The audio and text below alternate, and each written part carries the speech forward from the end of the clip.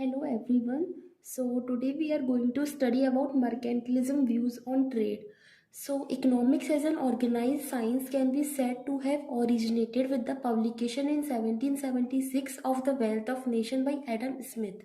During 17th and 18th centuries, a group of men, merchants, bankers, government officials, and even philosophers wrote essays and pamphlets on international trade that advocated an economic philosophy known as mercantilism.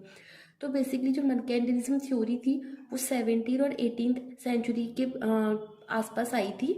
और ये किसने दी थी? Group of man जो कि थे merchants, banker, government official और philosophers. इन लोगों ने मिलकर एक थ्योरी दी थी, वो थी mercantilism. According to this theory, so basically हम देखेंगे कि इस थ्योरी का मतलब क्या है। The way for a nation to become rich and powerful was to export more than it imported. तो इस थ्योरी में क्या बताया, अगर एक नेशन को रिच और पावरफुल तब माना जाएगा तब वो ज़्यादा एक्सपोर्ट करेगा और इम्पोर्ट कम करेगा। The resulting export surplus would then be settled by an inflow of precious metals, gold and silver. तो जो मतलब हमारे ज़्यादा एक्सपोर्ट करने से क्या होगा, जितना ज़्यादा हम एक्सपोर्ट करेंगे उनके बदले हमें उतना ही ज़्यादा गोल्ड एंड सिल्वर मिलेगा सामने वाले नेशन से। तो the more gold and silver and nation had the richer and more powerful it was. तो जितना ज़्यादा एक नेशन के पास गोल्ड एंड सिल्वर होगा वो उतना ही ज़्यादा रिच और पावरफुल माना जाएगा। Thus, the government had to do all in its power to stimulate the nation's export and discourage and restrict import. तो इसमें गवर्नमेंट का सबसे मेन इंपॉर्टेंट रोल होता है, क्योंकि गवर्नमेंट से जो हो सकता है वो अपने नेशन के एक्सपोर्ट को बढ़ाने के लिए करती है और इम्पोर्ट्स को कम करती है।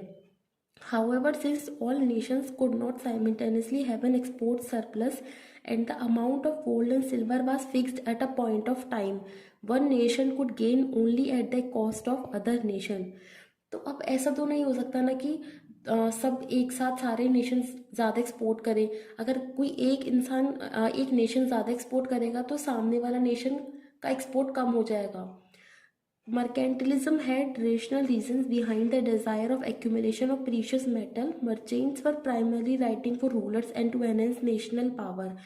तो जो मर्केंटिलिज्म ने थ्योरी दी थी जिसकी हमारे पास प्रीशियस मेटल ज़्यादा होने चाहिए, तो उसके पीछे काफ़ी रीजंस थे, वो हम देखेंगे। तो पहला रीज़न था कि with more gold rulers could maintain larger and better armies and also made it possible for them to acquire more colonies. तो एक नेशन जिसके पास ज़्यादा गोल्ड एंड सिल्वर होगा उनके पास ज़्यादा अच्छी से अच्छी इम्प्रूव्ड आर्मीज होंगी।